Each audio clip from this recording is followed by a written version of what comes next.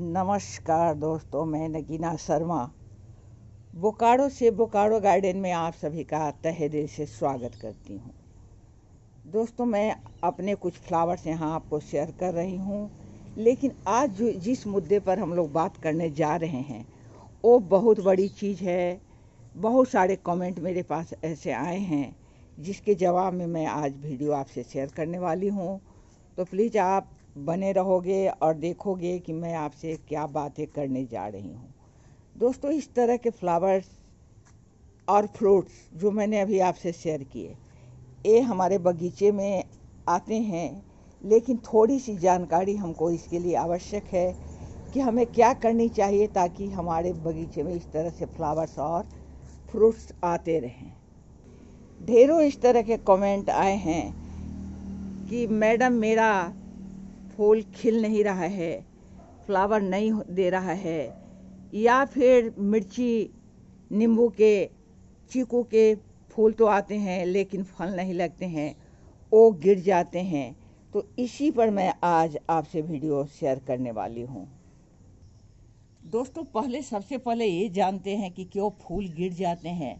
तो ये अगर आप जानना चाहोगे तो इसके मैंने बहुत सारे कारण और कैसे उसको फूल को गिरने से बचाएंगे, मेरी वीडियो होगी, आप जाकर देख सकते हो।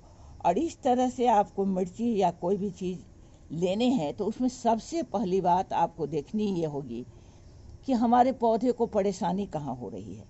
पहली चीज़ मैं इसमें आपसे शेयर करती हूँ कि अगर आपके पौधे को धूप की कमी हो रही है तो वे फ्रूट या फ्लावर्स नहीं दे सकते हैं। फ्लावरिंग प्लांट को भी धूप चाहिए और फ्रूट्स और सब्जियों को भी धूप चाहिए। दोस्तों, अब मैं दूसरे पॉइंट पर आ रही हूँ। आप मेरा लीची का ये पौधा देख रहे हैं, ये 6 महीना पहले लगा है। तो अब इसमें अगर फ्रूट की हम आशा रखें तो ये नहीं होगा। अक्सर हम लोग घबरा जाते हैं कि अभी फ्रूट क्यों नहीं लग रहा है, फ्लावर क्यों नहीं आ रहा है। तो पौधे का मैच्योर होना बहुत ज़रूरी है। एक तो ये आपका जब तक मैच्योर नहीं होगा तब तक ये आपका फ्रूट नहीं देगा। दूसरी चीज़ है, अगर उसमें फ्लावर्स आ भी गए तो वो समझेगा कि मुझे अभी नहीं फूल, मैं अभी संभाल नहीं पाऊंगा। तो उस हालत में क्या करेगा कि अपना फूल को गिरा देगा और फ्रूट नहीं देगा। दोस्तों, तीसरे नंबर पर आते हैं कि बहुत ज़्यादा अगर आपके यहाँ सूखा हो, ड्रॉट हो या बहुत ज़्यादा कोल्ड हो, काफ़ी ठंड पड़ती हो, तो उस अवस्था में भी आपके फ्लावर नहीं खिलेंगे या फ्रूट नहीं लगेंगे। ये सब पौधे की परेशानी है। पौधे को उचित वातावरण मिलना ज़रूरी होता है। दोस्तों, अब आते हैं प्रूनिंग पर।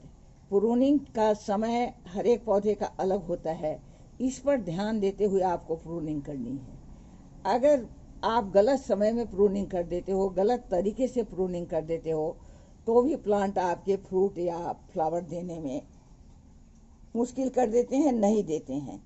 अब जैसे कि मान लो अजेलिया को लेट समर में अगर प्रूनिंग कर दिए तो वो हमारे लिए घातक हो जाएगा अजेलिया के लिए। तो इसी तरह आपको पता होना चाहिए कि किसकी प्रूनिंग कब करनी है। अक्सर जैसे बरसात के समय में अभी ज़्यादा प्रूनिंग नहीं करना है, हल्की फुल्की की बहुत ज़रूरत पड़े तो थोड़े बहुत आप कटिंग कर सकते हो। लेकिन प्रूनिंग के लिए भी मेरे पास कमेंट आया है कि अभी प्रूनिंग कर दें, तो अभी प्रूनिंग में आपको फंगस वगैरह लगकर प्लांट को ख़राब होने का डर है। दोस्तों, अब मैं आती हूँ कि अगर आपके प्लांट में आपको ये भी चेक कर लेना है, पॉट में अगर आपने लगाई हुई है तो कहीं आपके पॉट की रूट बाउंडिंग प्लांट की तो नहीं हो रही है। तो रूट बाउंडिंग होने की अवस्था में भी पौधे क्या करते हैं, अपना ग्रोथ रोक देते हैं, फूल या फल देना बंद कर देते हैं। इसके बाद दोस्तों मैं आती हूँ कि आपके जो बगीचे हैं उसमें आप देखोगे, जो आप सब्जी लगा रहे हो या फल लगा रहे हो, तो बहुत सारे प्लांट ऐसे हैं जिसमें मेल फीमेल अलग होते हैं और आपके बगीचे में पॉलिनेटर की कमी होगी। पॉलिनेटर अगर आपके बगीचे में कम आते होंगे तो भी आपको ये परेशानी हो सकती है कि फल आपके या सब्जियां आपके नहीं बन पाते होंगे। दोस्तों, इसी के साथ मैं बात करूं कि आप जो कीटनाशक का छिड़काव करते हैं, केमिकल कीटनाशक का जो छिड़काव करते हैं, तो उससे भी पॉलिनेटर आपके बगीचे से भाग जाते हैं।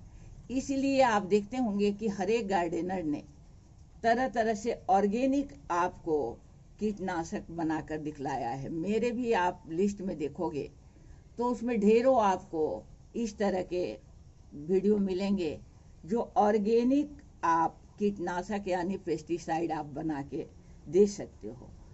दोस्तों, इसमें और आगे बात करते हैं तो आप ये देखोगे कि कभी कभी प्लांट, जैसे आपको यहाँ नज़र आ रहे होंगे मेरे लेमन के प्लांट हैं।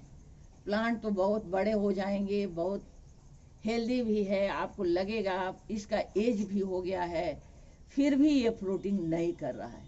तो ऐसी हालत में जरूर हमें देखनी है, या फिर ऐसा है कि एक बार तो फ्रूट दे दिया, एक साल फ्रूट दिया भी और बाद में फ्रूट देना बंद कर दिया है। दोस्तों, अब मैं बात ऐसे प्लांट के लिए कर रही हूँ जो पहले तो फ्लावर या फ्रूट सब्जी दे चुका है लेकिन अब नहीं दे रहा है। तो इसका मतलब ये हुआ कि उसमें किसी न किसी चीज़ की कमी आपको हो गई है। तो उसमें जो आपको खाद देनी है वो फास्फोरस वाली खाद आप दें। हो सकता है कि फास्फोरस का डिफिशियंसी हो गया हो उसमें, तो फास्फोरस वाली खाद दे। और मेरा जहाँ तक एक्सपीरियंस का सवाल है, तो आप यहाँ केला के छिलका को देख रहे होंगे। मैं केले के छिलके को केला खाने के बाद इसमें डालते जाती हूँ और इसके पानी को निकाल कर पौधे में देते रहती हूँ। तो ये पौधे के लिए बहुत बेहतर होता है। इसमें आपके जो फ्रूट वाले हैं या सब्जियां हैं या फिर फ्लावर हैं, वो काफ़ी अच्छे से आएंगे। लेकिन आपको इसके साथ ये ध्यान रखनी है कि आप बिना काम का तो नहीं मेहनत अपना जाया कर रहे हो, क्योंकि अगर एज नहीं है पौधे की तो वो फ्लावर दे करके भी फ्लावर गिरा देता है।